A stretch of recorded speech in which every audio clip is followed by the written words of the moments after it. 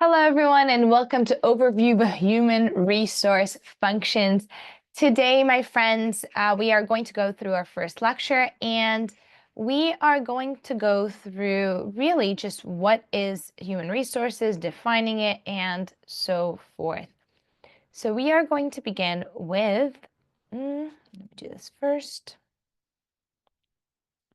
My goodness, one second. All right, so essentially, HR functions are the livelihood of any successful organizations. Each function serves as a unique purpose, ensuring that employees are not just hired, but they're also nurtured, they're engaged, and they're developed. And it's really the core of HR, or at its core, really, HR is responsible for recruitment and staffing, for employee trainings, for performance management, for employee relations, and benefit administration. So understanding these functions is essential for recognizing the HR's influence on the business world. We're going to begin with recruitment and staffing. That's, I think, where we go from here, actually. Hold on. All right, I knew I was in the wrong place. Okay, so defining human resources, this is where we're at. So when we talk about HR, we're actually referring to one of the most critical departments in the organization. So HR is really responsible, again, for recruiting, for hiring, for training, for managing employees, but its role goes far beyond just handling personal matters. So really, it's really this strategic engine that ensures that companies not only attract top talents, but also they retain and develop them. Without a strong HR foundation, organizations that really just struggle with employee dissatisfaction, they struggle with high turnover rates, they struggle with compliance issues, all of which have really just this high severity of impact on the business. So one primary responsibility for HR is aligning the workforce with the corporate objectives. Now, this means that HR professionals ensure that employees are not only competent, but also engage in the company's mission. So when employees understand how their roles contribute to the larger goal of the organization, they feel more motivated and invested in their work. So this alignment is actually achieved through clear communications, goal setting, and continuous feedback. Another key function of HR is ensuring compliance with labor laws and regulations. So employee laws, they vary across regions and across industries, and it's really just the HR's duty to make sure that the company operates within the legal frameworks. So from workplace safety to anti-discrimination policies, HR ensures that organizations do not face lawsuits or penalties due to non-compliance. This legal oversight is really just vital in fostering a fair and ethical work environment. Beyond this legal and strategic responsibilities, HR plays a crucial role in promoting employee welfare, and a company's greatest assets is its people. That's right. And so if these people are overlooked, if they're underappreciated, or if underfulfilled, productivity suffers. So HR initiatives such as wellness program, mental health programs, and professional development opportunities helps employees thrive. So happy employees are more engaged, they're more motivated, and they're loyal to the organization. So essentially, HR, not just about firing and hiring, it's about building a workplace where people can actually succeed. So an effective HR department is a business partner. It shapes cultures and it protects employees' rights.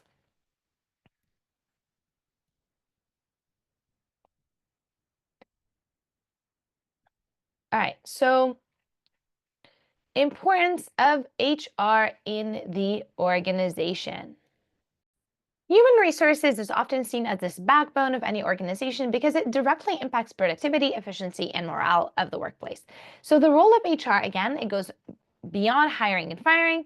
And what we're looking at is we're looking at a place that shapes organizational culture, ensures compliance, ensures labor law, and it fosters a workplace environment. So really, without an HR department, a business would struggle to have, and they would have this high turnover rate, they would have disengaged employees, and workplace conflicts that really just hinder success. One of the most crucial things that HR plays is enhancing employee productivity. The idea is that you want people to have to continue to be motivated, to have feedback, to have coaching sessions, to have career development plans that really keep people engaged and aligned with the business objectives. So when employees understand how their work actually contributes to the larger vision of the company, their commitment and their productivity increases. Another major function of HR is attracting and retaining top talents that are out there. So you're looking at HR teams designing competitive compensation packages, flexible work management, robust programs that ensure that organizations remain as attractive as they could be with high quality candidates that is where their goal is to create an environment where people want to stay. Another key role of HR is conflict resolution and employee retention. So no workplace is free from drama. We all know this, but how you handle that conflict determines whether they escalate and get bigger or become smaller problems. So HR professionals, they act as mediators, ensuring that employees feel heard and that disputes are resolved in a fair and constructive manner. They also establish policies that promote diversity, equity, and inclusion in the workplace. And then lastly, HR is responsible for shaping company cultures, aligning it with organization's mission and value as well. You want to promote a team that is good, a team that is worthy of sustaining that company. So the overview of HR, again, they are the livelihood of any organizations. They keep people engaged. They do all these things. So recruitment, staffing, employee training, performance management, employee relations, and benefit administration, which is kind of what we were talking about in the beginning of this lecture. Recruitment and staffing are probably the most important parts of HR. So you want to find the right people for the right company at the right time, essentially. And that is a fairly complex process, and it involves job posting, and it involves resume screening, interviewing, selecting candidates who really align with the company culture and job requirement.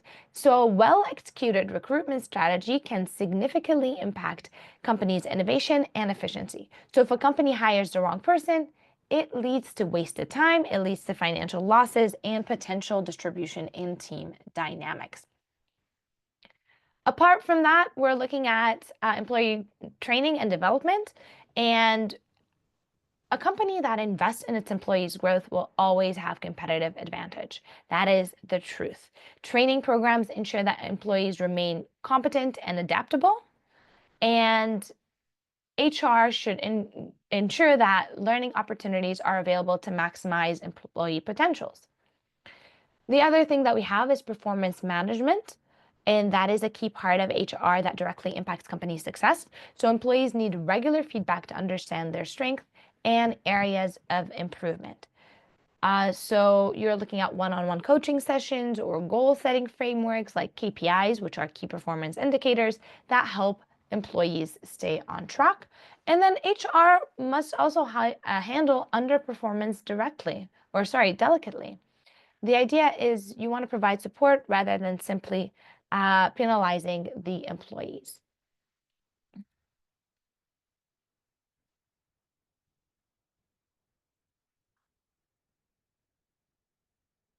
All right, so the recruitment process is probably one of the most critical in HR because it really just determines the caliber of the talents entering into the organization.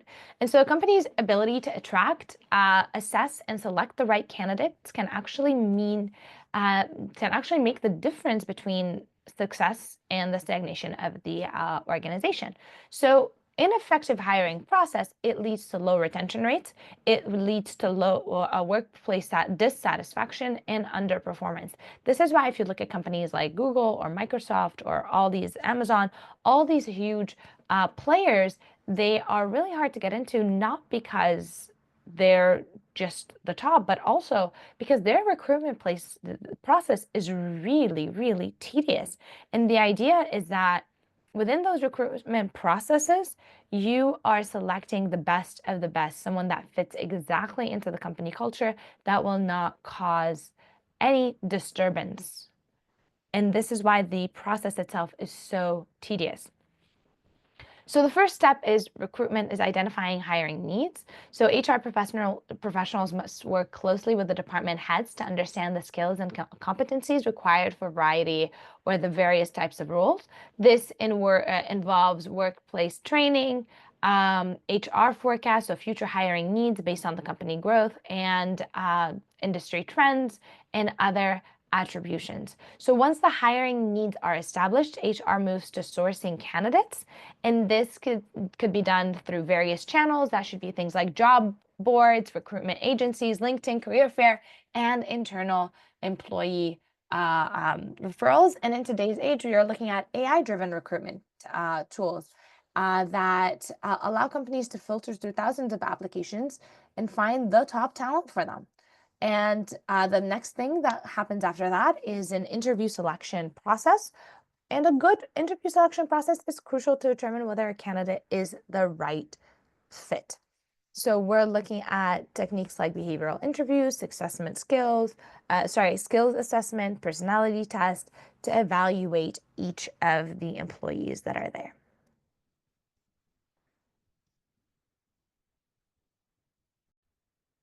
Onboarding is one of the most critical stages in an employee journey with a company. It's the beginning. It needs to be well structured and well planned. It helps new hires integrate into the new company culture, understand their roles, and establish strong relationships with colleagues. So, actually, research shows that employees who undergo structured onboarding process, 58% are 58% more likely to stay within a company than for the long term. And that means that onboarding is directly contributing to the employee retention. So a strong onboarding process starts before the first day. HR team must ensure that all necessary paperwork, technology, and resources are in place so that the new hire feels welcome and prepared.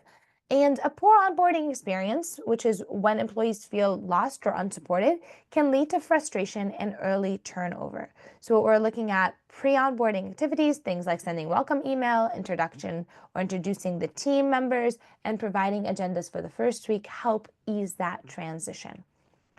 Once you have that, once the new hires start, you have to do an orientation session because it plays a crucial role in setting expectations. So here, employees should receive a comprehensive overview of the company's policies, the values, the goals, and this is also the time to introduce them to leadership and provide them with mentors or onboarding buddies so that they can guide them through the first week because it's a pretty tough week. And apart from that, you have ongoing trainings and development, which should be the core of an onboarding process. And companies a lot of times make this mistake of treating an onboarding process as a one-day event or a one-week event. But the truth about onboarding, it should extend over a period of several months because employees need to continued support to settle into their new roles.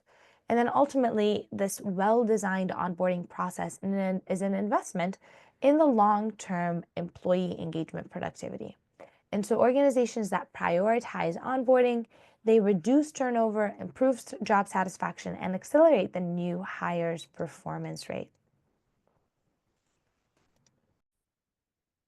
Workforce planning is a strategic HR function that ensures organizations have the right talents in place to meet their current and future needs. It involves analyzing the existing workforce, forecasting future talent requirements, and developing strategies for talent acquisitions, retention, and succession planning. Without effective work planning, companies may face skills shortage, they may face hiring delays, they may face inefficiencies in operation. So one key step in workforce planning is assessing current workforce capabilities. So HR must really evaluate whether the existing talent pool possesses the necessary skill to meet business goals. This requires analyzing employees' performance, skill gaps, and workforce demographic to identify the weaknesses in current workforce that will allow the HR to create the targeted development programs to fill these gaps. Another thing that they do is forecasting future talent. So organizations have to anticipate market trends, they have to look at business growth and potential attribution, because really the hiring process, a good hiring process takes a long time. And so you have to be ready for it. And workforce planning also requires retention strategies, which are equally important in workforce planning. High turnover rates can be mostly disruptive, and they can actually hinder the company from getting to where they need to be. And so this workforce planning has to integrate with the overall business strategies. So creating job descriptions and specifics are really important for attracting the right talents and setting expectation and ensuring job satisfactions. A job description provides candidates with an overview of their responsibility, while job specification outlines the qualifications, skills, and competencies required for the new role. Without well-defined job descriptions, organizations risk hiring employees who are either overqualified, underqualified, or poor fit for the company culture. A well-crafted job description should include key responsibilities. It should be reporting structures, required skills, and growth opportunities. So it should also be written in a way that is clear, that is concise, that is appealing to potential candidates. And of course, these things, we're going to talk about them throughout the semester, but this is what we have for today as an introduction.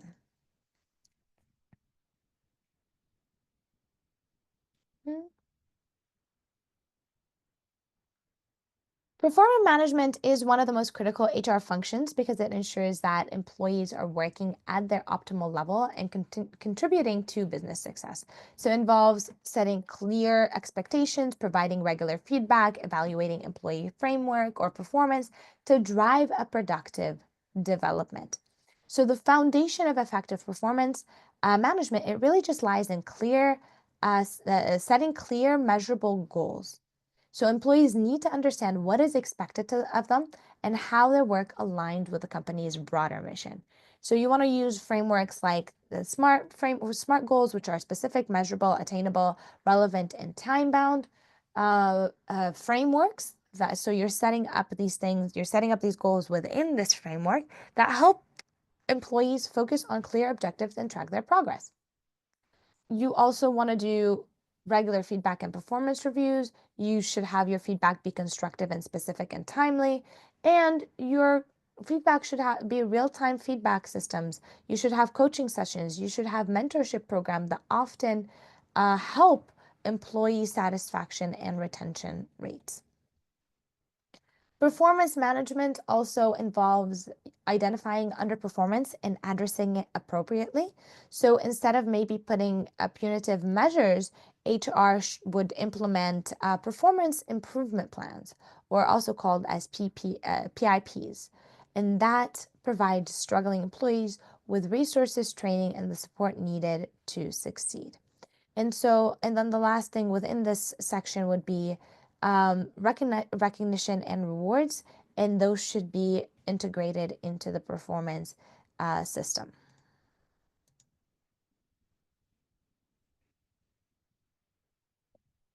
So conflict resolution is very important because there is no place without conflict. There's no human society maybe without conflict. So there's always that. But how we respond to it is something very, very important. And so poorly handled conflicts can actually lead to toxic work environments, low morale, and reduced productivity. And so the first step in this model would be active listening. So many conflicts escalate because people feel unheard or misunderstood. And so HR professionals, their job is to manage and ensure that all parties involved have the opportunity to express their concern in a constructive, non-confrontational setting. Mediation is another powerful tool for resolving dispute, which is a neutral third party, often an HR professional, facilitating discussion to help employees find common ground. And mediation ensures that both sides feel heard and allow for mutually beneficial resolution rather than a one-sided decision. The other thing that HR could focus on is preventing future disputes by creating culture that has transparency and respect. And so you're looking at clear workplace policies, enforcing ethical standards, and providing conflict resolution training. And so a productive approach to conflict resolution not only minimizes workplace distribution, but also disruptions, but also strengthen team dynamics. And that's really just what you want to do. People who are connected, people who have a community and a team that's working together and they enjoy working together.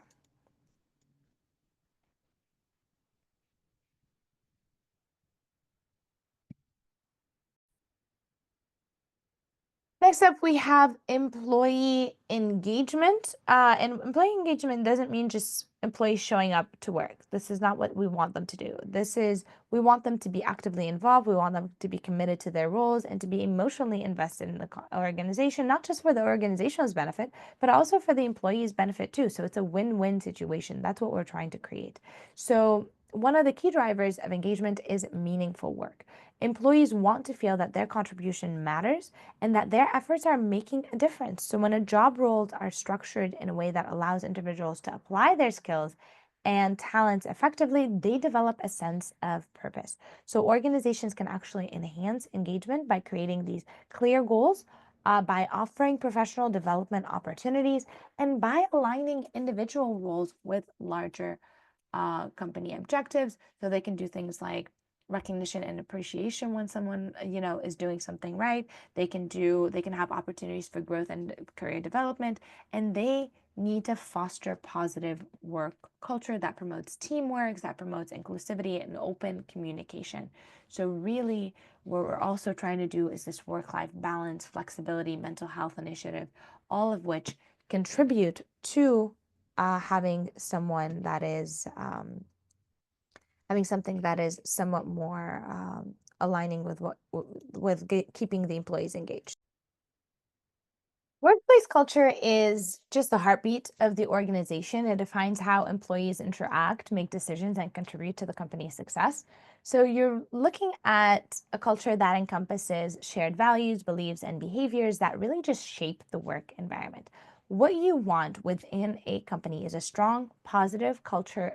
Positive culture enhances that is enhancing the engagement, that is enhancing the job satisfaction, and that is enhancing the organizational performance. So a company's culture is reflected in not just its employees, it's actually reflected in its leadership styles. And so we begin there, then we go to communication practices and workplace policies. Organizations with a collaborative and transparent and inclusive culture tend to have a higher employee retention and productivity. So HR, it plays a crucial role in fostering a culture that aligns with the company's vision and the mission. So one of the biggest drivers of cultural, I put my hand on the microphone. One of the biggest drivers of culture is leadership behavior, and you're looking at employees that are looking to company leaders for guidance, for inspiration, for reinforcement of company values. So if those leaders are kind of lackluster, they're kind of falling through the cracks, you are not going to have a great culture. Whether it's in ethics or in behavior or whatever, it turns into low morale, disengagement, high turnover rates. So that is what you're doing as well.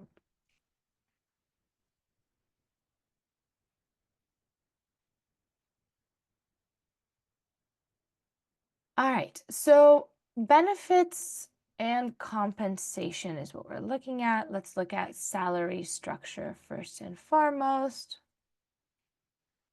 So salary structure provides clarity, consistency, and fairness for employee compensation. So you are looking at establishing pay grades, salary bands, and compensation guidelines that ensures that employees are compensated equitably and competitively based on their role, experience, and market trends, and not based on their gender or their identity or whatever the case is. And so the primary goal of a salary structure is to ensure internal equity. So employees performing similar roles with comparable experiences and performances should receive similar pay, because that's the case. And you, as the HR, this is your job to make sure that there's fairness in this, and you maintain a job evaluation and salary benchmarking that is fair and structured. Salary structures must also consider external competitiveness. So you're looking at organizations that are around you. You have to analyze the market. You have to analyze their pay rate and industry salary trends to ensure that the salaries are attractive to job seekers. So underpaying employees risks high turnover. Overpaying employees can create financial strain on the business.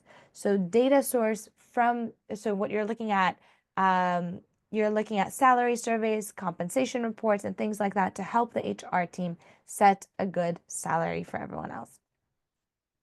The other thing that you're looking at here is pay structure. So pay progression and merit-based increases. So employees expect their compensation to grow over time based on performance, based on tenure, based on skill development, and you have to account for that. So organizations have to have a clear salary progression model that defines when and how employees received raises and promotions. You have to have a well-structured system is really just transparent, and it's communicated well. So when employees understand how salaries are determined, they're more likely to feel valued and trust the organization's compensation policy. All right, so these are things that they are considering. Let's look at employee benefits, and really this is very, very important. You want to have a benefit package that provides employees with financial security, work-life balance, and career development opportunity. So the most common essential benefit is health insurance. This is the biggest one that we see. Employees expect comprehensive medical, dental, and vision coverage. That is the truth. It is, and it's needed, and it ensures that their well-being reduces the financial burden related to healthcare expenses. I'm doing all this work. I want to make sure that if I get sick, I am taken care of. The other thing is retirement plans. So things like 401ks are critical component of this employee benefits. And so you want to make sure people are planning for their retirement. And matching contribution or profit sharing plans actually furthers incentivizes employees to stay with the company for a long term. So if you've been investing into a company, you're working in a company, that company is matching how much they're putting in your 401k, and you lose that, let's say if you leave before an X amount of time, then you're more likely to stay. Paid time off and flexible work arrangement is becoming very much part of the job. And so a lot of professionals, they prioritize work-life balance just as much as the salaries. So you're looking at generous vacation policies, parental leaves, remote work options. These are all there to create an environment where employees feel less stressed and more engaged. And those are the kind of benefits that we are looking at. Compensation strategy is really good for retaining and motivating employees. So you're looking at base pay, bonuses, incentives, stock options, and non-monetary rewards that align with the employee's performance with the business objectives. So organizations that fail to develop competitive compensation strategies, they risk losing their best employees. To define a little bit more, base salaries is the foundation of compensation. So companies must determine salary structures based on factors such as industry benchmarking, cost of living, and internal equity. Salaries should also be competitive enough to attract skilled employees while maintaining fairness across different roles within the organization. In addition to base pay, performance-based incentives are a powerful tool for driving employee motivations. You're looking at commission structures, things like that, profit sharing. They all create and encourage high performance by rewarding employees that achieve specific targets. You can also do non-monetary rewards, so flexible work arrangement, career development opportunities, wellness programs. A lot of people like these things. So, right, you're looking at employees that want to prioritize work-life balance and career growth as a part of the compensation package, and those are vital as well. And then the last thing we're going to look at today is labor laws, or we're going to be introduced to today is labor laws. And labor laws are the foundation of ethical and legally compliant workplace. So they are laws that are designed to protect employees from exploitation, ensure fair wages, prevent discrimination, and promote safe working conditions. One of the most fundamental aspects of labor law compliance is adhering to wage and hour regulation. So laws such as Fair Labor Standards Act in the United States sets the minimum wage. Any overtime pay requirement has to be paid. It sets the limitation on workload or work hour limitations. And here, employers must ensure that they classify employees correctly. So misclassifying employees as independent contractors to avoid benefits and overtime pay can lead to significant legal consequences. More so than wages, you're also looking at safety laws. You're looking at occupational safety and health administration, which is also called OSHA.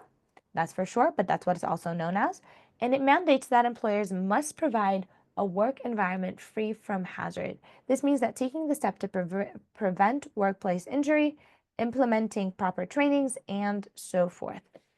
And then the last thing that we have is anti-discrimination laws. And these are employment opportunities and things like that that are so critical that you have to adhere to as the HR department. So you're looking at race, gender, age, disability, religion, sexual orientation. All of these, you have to make sure that you are following and complying with all of these laws.